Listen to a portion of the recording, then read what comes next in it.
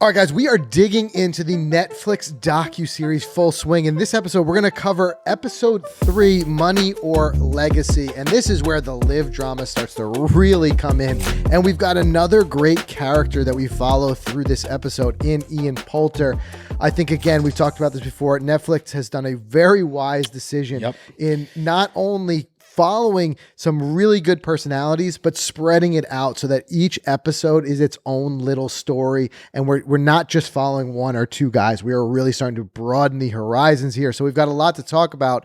But one thing I will say, I've said it before, spoiler alert, if you haven't seen the episode yet, just know we're going to be digging into it. We're going to be talking about what happened. So there will undoubtedly be spoilers. We're going to be reacting to a couple of the scenes that happened as well. Yes. So you have been warned. You've been warned, and they couldn't have picked anyone better, I think, than Poult with this. And you knew. I mean, Poulter's a guy from like the Ryder Cup and things like that, that he's an electric personality. Right. He's a love him or hate him. You love him or hate him. Yep. He dresses like, very loud, the hairstyles throughout the years, the things like that. Ferraris on Instagram. All that stuff happens.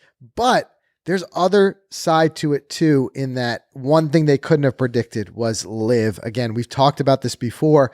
Netflix, when they were signing up for this, they didn't know none of us could have predicted what was going to happen with LIV. And here's a guy that they picked, I'm sure, just as a great personality, and he ends up going to LIV. Right. So that was a big part of it. But I think that this is where, too, it starts to appeal to a little bit of the emotional side with how much they brought Poulter's family into it. Here's a guy who's a true family man. He's got his wife, fantastic kids. Yeah.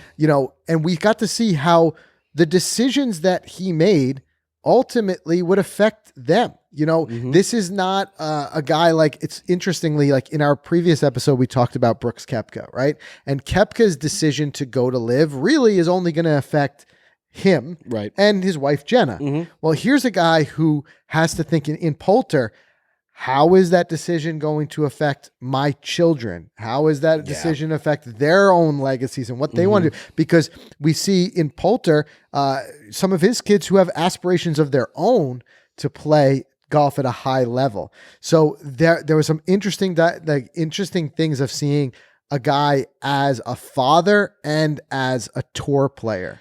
So with that being said, in that whole segment where he talked about missing a lot of his kids' childhood, being on the road all the time, paying for these tournaments, missing the cut, not making a paycheck, losing tour cards, not going back to the Masters, all the downfalls, doesn't it help soften that blow for his decision to go to LIV? For me, I understand why they want that to soften the blow. I struggle a little bit with it because, from a money standpoint, I mean, they're showing his huge house in England, his huge house in Florida. He's not hurting. Right. That family is set for money. They're all flying on their private jet, all those types of things. And in the first season, yes, LIV was only 8 events versus whatever. Maybe you'd see a guy like him might play 20 PGA Tour events. But now the LIV season, I mean, we're putting the cart before the horse, but the LIV season now we're seeing for this year is growing, 12 plus events. These guys, and those events are all over the world. Right. They're not just, a couple of Florida events, a couple of, a California swing. These guys they're not coming off the road by any means. There's still going to be a way. But I did have a soft spot for that, having kids of my own, and like just the amount he's saying, like he had this moment where he talked about missing all of his kids' biggest moments. Yeah. But he also did say, as they got into the LIV stuff later, look, I'm older now, 46 years old. I got to maximize my earning potential. This is a job. Yep. And that was, you're still in growth earnings for mid 40s in your life. Yeah. And that was a lot of there was a lot of, either way, there's a lot of justification to the LIV decision. But what was interesting too, was even just seeing Poulter as a guy who was struggling to retain his tour card, and just how that affects him. But one thing there was a scene that I really liked, and it kind of surprised me. And this is where we talked about this in previous breakdowns. Even as guys who watch the PGA Tour every week, there's stuff we don't see and there's stuff we don't know. And I think that's why I love this series. It's uncovering that for us. Just little things. How cool was it seeing him like packing to leave in his closet? First of all, the closet was insane. Ridiculous. He's got a pair of pants. And I don't have a bedroom that big in my house as his closet. But you see all and all the overlays, and they talked about like the looking like he stole the curtains from a Super 8 hotel. Yeah, right. With the patterns that were on his pants. Yep. But I didn't know that a guy like Poulter would choose what he was going to wear to an event, and he's out there picking his pants. Right. Yeah. I always see like for the majors, the scripting, I always thought it was that your sponsor sent you the 4 outfits you were going to wear that week. I think he had a clothing line for years that it shut down recently. So he probably just has all of those outfits. Yeah. And it's his own stuff. I mean, we know he wears FootJoy shoes. Right. But I was a bold move though, throwing the pants in the bag. You wouldn't bring those on hangers? He just kind of folded them in half and laid them in the bag. Yeah. I guess he knows what he's doing. Well, one thing I want to say is like, you guys weigh in the comments too, and we said this in previous breakdowns. We want to hear from you. What was did your conception of Poulter change in any way from watching this? Did you feel more sympathetic to his story? Did you feel less sympathetic to his story? Are you more or less of a fan, or did it not change you at all? Let us know in the comments, because I don't know. I was kind of left feeling like nothing very new uncovered about Ian Poulter. Right. I feel like it was, if anything, validating to like, this is who he is. Like, he's a loud guy who likes to have fun on the course. He's a human being. Yeah. You know what I mean? But it's interesting you say that, because I was the complete opposite. Tell me about it. No, like I was always like a go away Poulter, because he was always like the Ryder Cup guy, like beating us and stuff. That was your USA fandom side? That was my USA side. Just beat on you too many times? His personality. I just didn't like it. Like, I don't know. It wasn't for me. But now watching this, seeing it, I did feel a little sympathy towards him. The grind, the family stuff weighed heavily the most. With the family, with the kids, he seemed very like lonely on that flight. He had the whole family there. They lost the match play. They knew they weren't going to Augusta. I just fell for him. Because at that moment, he was just like, I'm 46, 47. My career's done. Right. In my mind, I'm done. But like, this new ray of light has come, so maybe I should try it. That's where my head went. I agree. Like there's no doubt, like any of us, like, he even mentioned in the episode, he had never lost an individual match in a Ryder Cup. So he's like, I've inflicted a lot of pain. Yeah, right. So for us, as being Americans and rooting for the US side, sometimes it's tough to root for Poulter because he's beat on us so many times. But in the same token, like I said, in those moments and getting to see that and way he interacted with his kids and jokingly, like whether the kids were embarrassed by the way he had dressed out there.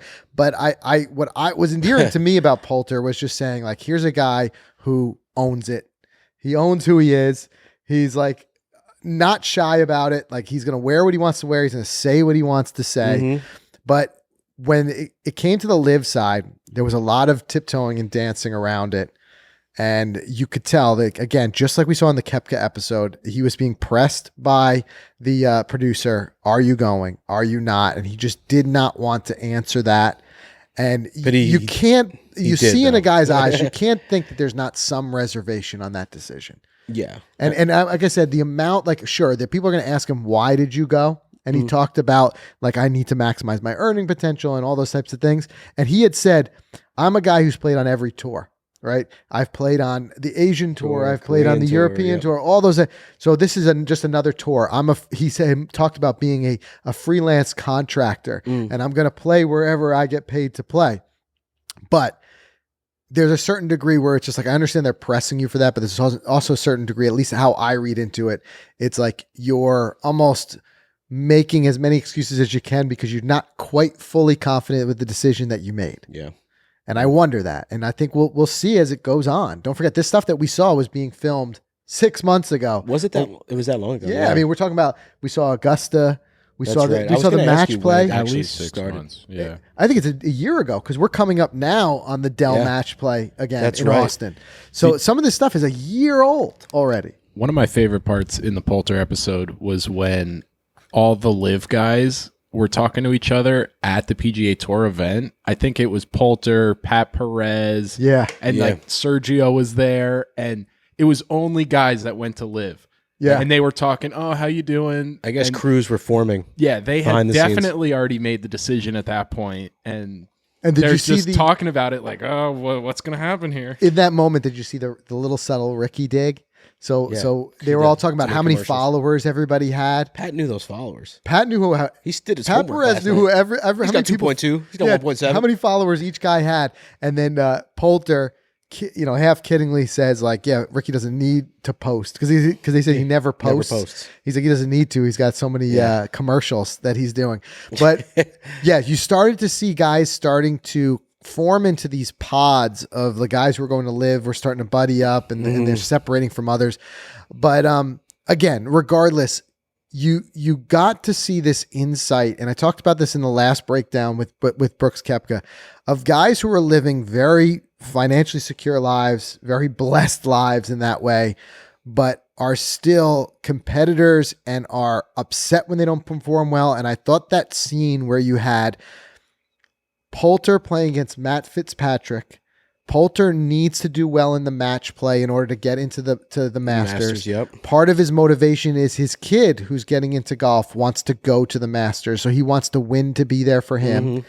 And he wants to win for his family. He wants to win for him. And here's a match play guy. Mm-hmm. And seeing, again, the crossing of paths, I think is such the interesting storylines. The crossing of paths of a guy who's towards the end of his career and a guy with Fitzpatrick who's towards the beginning of his career. Mm-hmm. And Fitzpatrick saying, like, this is a huge moment for him. He had grown up watching Poulter and he had grown up. And we don't see this in other sports because, like, a lot of guys are retiring at a young age. Right. Here's guys who they're playing with Tiger Woods. The reason they play the game, they got into it because of Tiger. Same thing.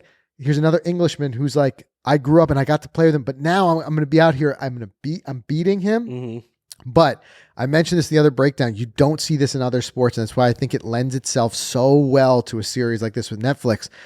The close proximity of these guys. No other sport do you share a locker room.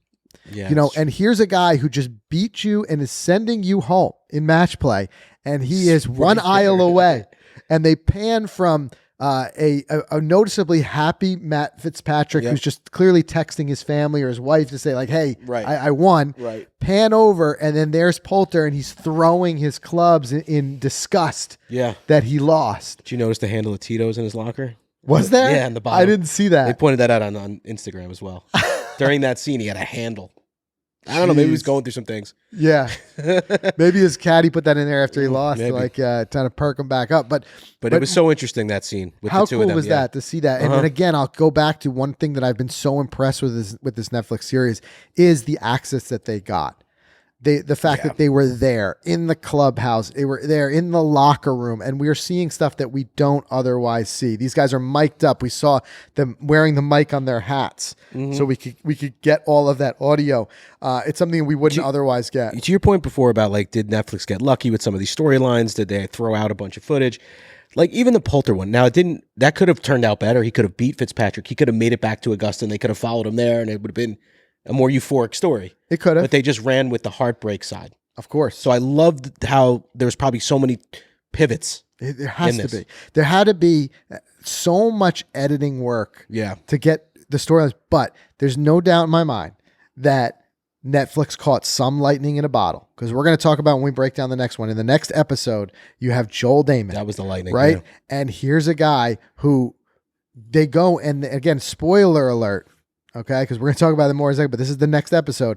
But they go and they film his qualifying round to get into the U.S. Open. Of all the guys who qualified, like Ricky had to go to a qualifier. Right. A lot of pros had to go. They went there. They filmed that. Now, you could say maybe they sent crews to film every single I'm sure they did. I don't know, but either way, with Joel Damon, here's a great personality, right? But you're still taking a huge risk on him because he's a lesser known PGA Tour player, right? He could have not qualified for the U.S. Open, or you never could have predicted here's a guy who would have been leading in the U.S. Open going into the weekend. Yeah, which I think was the bonus. I think they probably would have ran with that Joel story regardless of what happened in that qualifier, but it just made it so much later. But the thing is, how much of a story really does it become if Joel doesn't get the paycheck at the U.S. Open? Yeah, I know. And even though he qualifies, but he misses the cut. It's not. So there's a certain degree, there's no doubt that I'm sure they're thinking there, They're banging tables. They're banging tables there. So they're You'll like, love that one. We're excited. We got it. So we're going to break that down in the next one. So make sure you guys subscribe. And like I said before, weigh in. We want to hear your take. What do you think of the series so far? What are the highlights for you?